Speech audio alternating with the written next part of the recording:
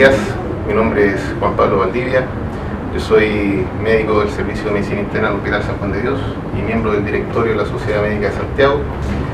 Hoy día nos convoca el tema en nuestro hospital, el Hospital San Juan de Dios, con respecto a hablar de fibrilación auricular. ¿Qué es la fibrilación auricular? Simplemente la arritmia crónica más frecuente que hay en el paciente adulto mayor. Cerca del 10% de la arritmia están explicadas en el contexto de la fibrilación auricular. Y nos vamos a referir con alguien que ha trabajado toda su vida en este tema, que es el doctor Rubén Aguayo, es el jefe de arritmología del Hospital San Juan de Dios, pionero en cuanto a la investigación de esta arritmia, y veremos el impacto de esta arritmia en el día a día. Veremos que es el responsable, uno de los grandes responsables del accidente cerebrovascular, la causa isquémica, ¿cierto?, constituyéndose como la más frecuente y responsable de la mortalidad en nuestro hospital. Para el resto también de los hospitales vamos a tratar este tema con una persona autorizada, así que esperamos que les guste, que tengan una intención de profundizar en el tema, y nos veremos en una próxima instancia con respecto a otro tema importante de la medicina. Soy el doctor Rubén Aguayo Naile, soy internista, cardiólogo, y dentro de la cardiología me dedico al tema de las arritmias y marcapasos.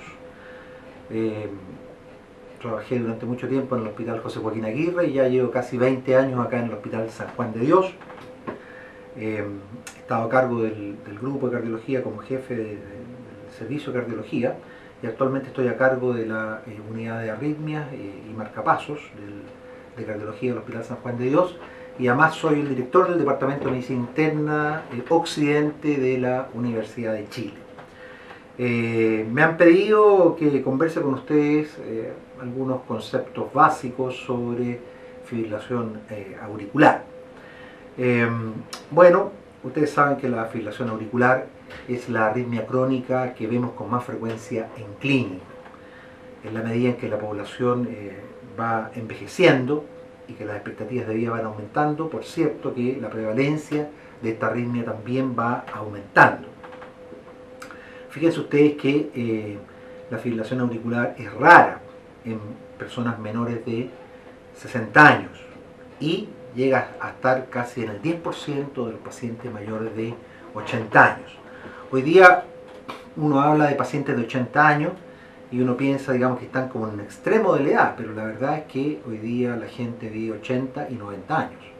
Nosotros que nos dedicamos acá, que atendemos el poliarritmia y marcapaso en el Hospital San Juan de Dios, que dicho sea de paso, el hospital con la mayor población asistencial de Chile, el 7% de la población beneficiaria en Chile se atiende en el Hospital San Juan de Dios, que es toda la zona metropolitana occidente.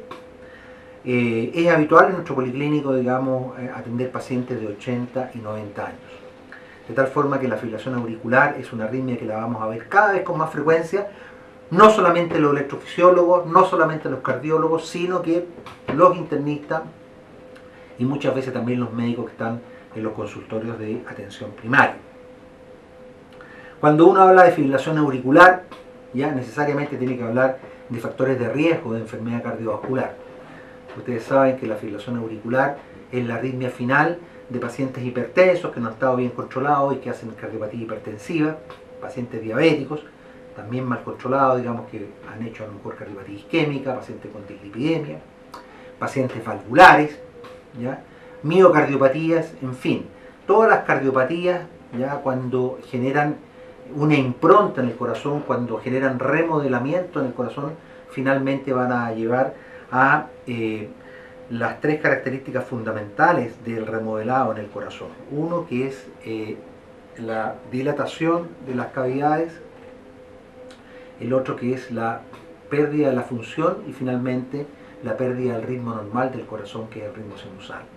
De tal forma que la fibrilación auricular es como la arritmia final de una serie de patologías cardiovasculares que finalmente van a llevar a remodelado no solamente de los ventrículos, de las aurículas, a pérdida de la función y pérdida de la estabilidad eléctrica de las aurículas. La fibrilación auricular en general es una enfermedad que parte en la aurícula izquierda. Hoy día hay mucha investigación en torno a buscar el origen de la fibrilación auricular. La verdad es que hay gente investigando en distintas partes del mundo, y la verdad es que lo último que se ha encontrado es que al parecer habrían puntos de inicio a nivel de los ostium de las venas pulmonares, ¿ya? Y es por eso que en los últimos años ustedes habrán escuchado la posibilidad del tratamiento de la fibrilación auricular a través de la ablación con radiofrecuencia de las venas pulmonares. Pero esto ocurre en un porcentaje bajo de pacientes, probablemente en los pacientes más bien con FA paroxística o FA de reciente comienzo con corazones poco remodelados, que no es el habitual de los pacientes con FA, porque lo que vemos nosotros en los policlínicos, los hospitales públicos, los consultorios, son justamente el otro extremo, o sea, pacientes mayores con múltiples factores de riesgo, enfermedad cardiovascular, con corazones remodelados, y en lo cual esta arritmia, digamos, reemplaza al ritmo normal del corazón. En este pool de pacientes, que probablemente constituye más del 90% de los pacientes que vemos con fibrilación auricular, la verdad es que la causa no está clara. Probablemente la dilatación, la remodelación mecánica finalmente lleva a remodelación eléctrica, ¿ya? Hay cambio en la activación eléctrica de las distintas estructuras en el corazón, y finalmente se generan microcircuitos de micro reentrada en distintas partes de la aurícula izquierda, en etapa avanzada también en la aurícula derecha, que finalmente van reemplazando el ritmo sinusal, que es el ritmo normal del corazón, por este caos eléctrico en la aurícula fundamentalmente izquierda, y que pasivamente afecta a la aurícula derecha, y que termina entonces por generar, ¿no es cierto?, esta suerte de pérdida de la actividad eléctrica y mecánica de las aurículas. Si uno pudiera ejemplificarlo de una forma simple, uno podría decir que la aurícula normal se relaja, se contrae, se relaja, se contrae, y en la FA, en que está con actividad eléctrica caótica 400, 600 veces por minuto, la aurícula está, como su nombre lo dice, fibrilando. Pérdida de la actividad mecánica y pérdida de la actividad eléctrica. Es decir, entonces podemos concluir que esta FA es una FA permanente o crónica, digamos, la que afecta a la mayor parte de los pacientes que son pacientes mayores. La FA paroxística afecta fundamentalmente a pacientes jóvenes sin cardiopatía estructural, y probablemente ahí el foco de las venas pulmonares puede ser relevante. En el intermedio, en la transición entre la FA paroxística por un extremo, jóvenes, corazón sano, FA permanente, viejos, corazón enfermo, digamos, está lo que llamamos la FA persistente, que son pacientes que van remodelando su corazón, que tienen cardiopatía hipertensiva, hipertrofia ventricular, con función ventricular relativamente conservada, leve dilatación de las aurículas, leve a moderada insuficiencia mitral, y que van en una transición desde un corazón normal a un corazón enfermo, y así se pueden mantener durante años o durante décadas. Cuando los pacientes hacen FA en esa condición, que probablemente un porcentaje importante, uno entonces tiende a recuperar el ritmo normal del corazón. Siempre como estrategia terapéutica en un paciente con fibrilación auricular, uno debería pensar si el paciente puede recuperar el ritmo normal del corazón, porque el ritmo normal no es la FA, es el ritmo sinusal. Entonces, en este grupo importante de pacientes que están en el centro de la transición FA persistente, uno puede hacer un intento, lo que se llama intentar una cardioversión, que puede ser eléctrica o farmacológica. Cuando uno intenta una cardioversión farmacológica, prácticamente el único medicamento que tenemos a mano, digamos, es la amiodarona, que es el mejor antiarrítmico del cual disponemos, pero como ustedes bien saben, tiene una cantidad de reacciones adversas no menor. Es por eso que en general uno solo piensa para dejar a pacientes en forma crónica en tratamiento con amiodarona. Más bien lo usamos en pulsos, digamos, de semanas o meses. Ojalá no más allá de un año, porque si no uno puede tener reacciones sistémicas importantes, porque la amiodarona es una molécula muy liposoluble que afecta prácticamente todos los tejidos, desde la piel, ¿no es cierto?, hasta el músculo esquelético, pasando por el ojo, por el tiroides, por el pulmón, etc. Cuando nosotros vemos un paciente con fibrilación auricular, siempre debemos pensar en cómo volver al ritmo sinusal. Si la FA es de reciente comienzo, las cosas son más simples y uno Entonces, en estos pacientes trata de recuperar el ritmo normal del corazón, que es el ritmo sinusal. Siempre cuando uno enfrenta a un paciente con FA y con flutter también, porque el flutter se asimila un poco a la FA, a pesar de que hoy día hay toda una polémica en cuanto a los verdaderos riesgos, siempre uno tiene que tener en mente el tema de la anticoagulación, ¿ya? Porque el evento más adverso que puede tener un paciente con fibrilación auricular es un accidente cerebrovascular, habitualmente cardioembólico isquémico, porque eso obviamente limita al paciente, afecta a la familia, digamos, y al sistema de salud. Así que dentro de los pilares del manejo, digamos, siempre debe estar la anticoagulación y ver la posibilidad de control de frecuencia cuando uno no tiene clara la data, y el control de ritmo, ¿no es cierto?, para intentar recuperar el ritmo sinusal. Una de las polémicas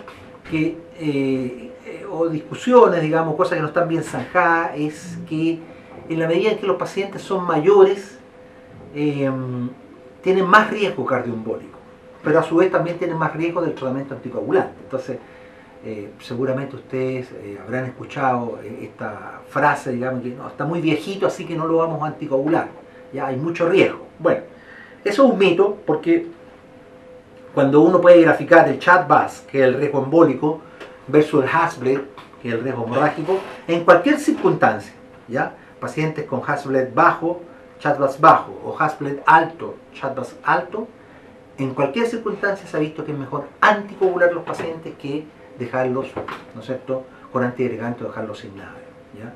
Si bien es cierto, los pacientes mayores, con mayor morbilidad, con un CHA2-VASc más alto, probablemente también tienen un Hasbled más alto, esos pacientes se siguen beneficiando del tratamiento con anticoagulante. Por cierto, que en los pacientes mayores uno debería tener un poquito de cautela, porque la anticoagulación también ha progresado. Nosotros durante 70 años utilizamos los anticoagulantes orales, los antivitamina K, era lo único en lo que disponíamos, y efectivamente, digamos, han significado un avance importantísimo, diría yo, en los últimos 50 años, en lo que tiene que ver la reducción del ACV isquémico en los pacientes con fibrilación auricular. Pero todos sabemos que el tratamiento anticoagulante oral tiene una serie de problemas. Tiene interferencia con medicamentos, con la dieta, con la forma de vida del paciente, y además los pacientes tienen que estar viniendo prácticamente una vez al mes para hacerse los controles con INR. En las mejores condiciones, nosotros disponemos de un policlínico acá a cargo de médico y enfermera, que probablemente es lo óptimo, porque en la mayor parte de los lugares, los centros, solamente está manejado por enfermera. En la mejor de las condiciones, los pacientes están en INR terapéutico el 60% del tiempo que están recibiendo anticoagulación. ¿Qué significa eso? Que un 40% del tiempo están desprotegidos, habitualmente por INRs bajo 2, o sea, riesgo de ACV isquémico, y un menor porcentaje por INR mayor a 3, digamos, que probablemente los podría exponer a un riesgo hemorrágico. En los últimos 10 años han aparecido los nuevos anticoagulantes orales, que ya hoy día son una realidad. Hoy día probablemente los anticoagulantes orales en Estados Unidos, en Europa, están desplazando a los antivitamina K en prácticamente todas las indicaciones de anticoagulación, excepto en los pacientes con FA valvular o los pacientes que tienen prótesis mecánica.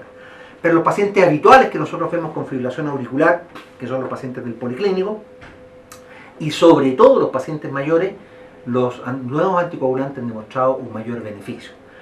Casi todos los estudios han sido hechos para demostrar no inferioridad, o sea, en términos de eficacia uno podría pensar que es igual a una antivitamina K que los 4 o 5 nuevos anticoagulantes orales de los cuales disponemos, pero claramente en términos de seguridad han demostrado ser mejores, particularmente en los pacientes mayores, ¿ya? Y en lo que se refiere a la reducción del riesgo de ACV hemorrágico, que es la complicación más temida en los pacientes mayores de 80 años.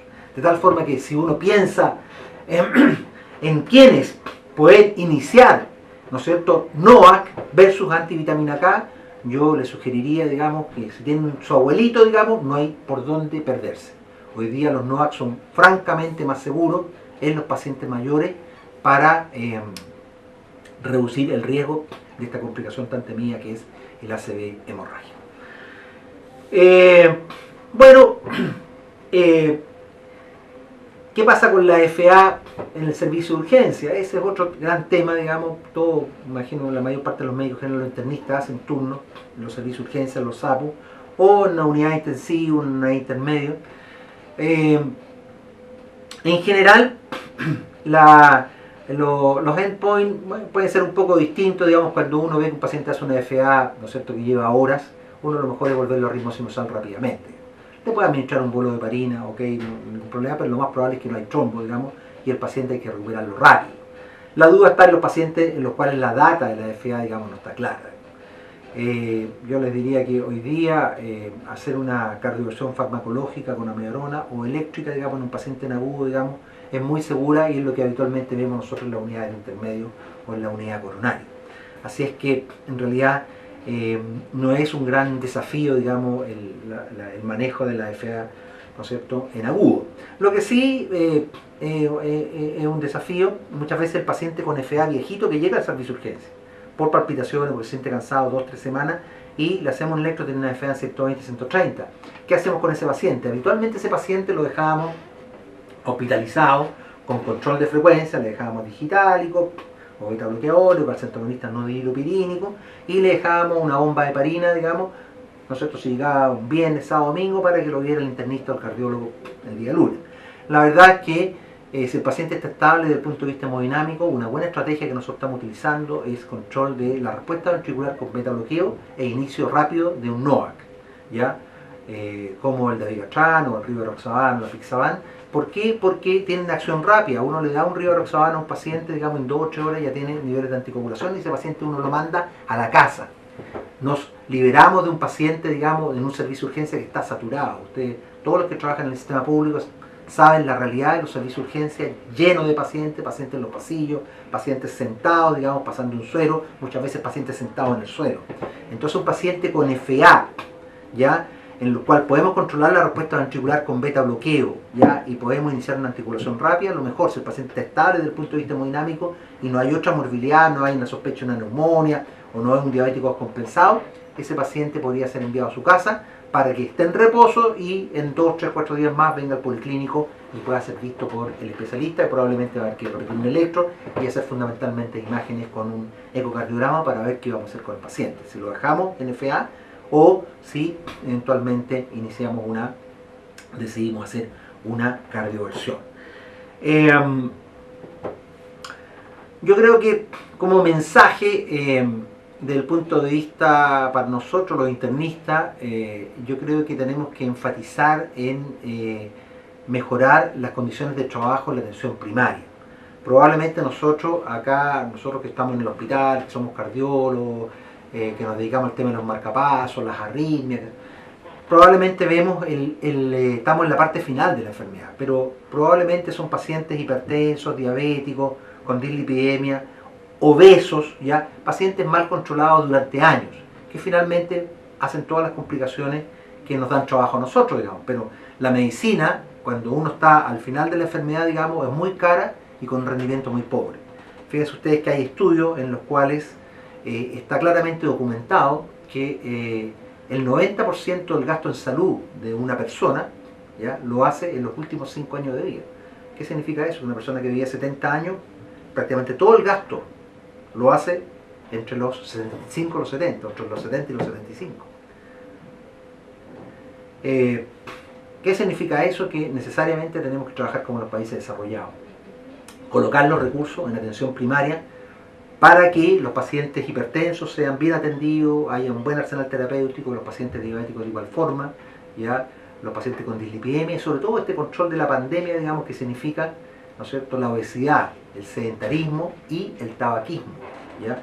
Son políticas de salud pública que sin lugar a duda deben ser estrategias fundamentales para nuestros gobiernos, digamos, en pos de poder reducir esta pandemia que son las enfermedades cardiovasculares y esta arritmia que es la fibrilación auricular que causa tantos problemas y tanta invalidez, digamos, a los pacientes, a la familia y un peso importante desde el punto de vista de la atención y monetario, digamos, a los sistemas de salud. Así es que eso es lo que les puedo conversar. Probablemente quedan muchas cosas en el tintero, a lo mejor más adelante podemos centrarnos en algunas cosas particulares, como es en las estrategias de manejo en los distintos pacientes de fibrilación auricular, que son cosas muy interesantes, digamos, y como les digo, digamos, ha habido mucho desarrollo tecnológico, pero sigo insistiendo que el resultado es muy pobre cuando estamos al final de la enfermedad. Los recursos hay que colocarlos fundamentalmente en una buena atención primaria, buena capacitación de los médicos, la posibilidad de reconocimiento de que el médico general o el médico internista es el pilar de la salud pública. Eso es fundamental porque hoy día nadie quiere ser médico general y el internista, digamos, quiere ser rápidamente un subespecialista, ¿ya? Hoy día hay que fortalecer la medicina general y fortalecer la medicina interna justamente para cambiarle el rostro, digamos, a las enfermedades cardiovasculares que hoy día constituyen la principal causa de enfermedad y muerte en nuestros países. Muchas gracias.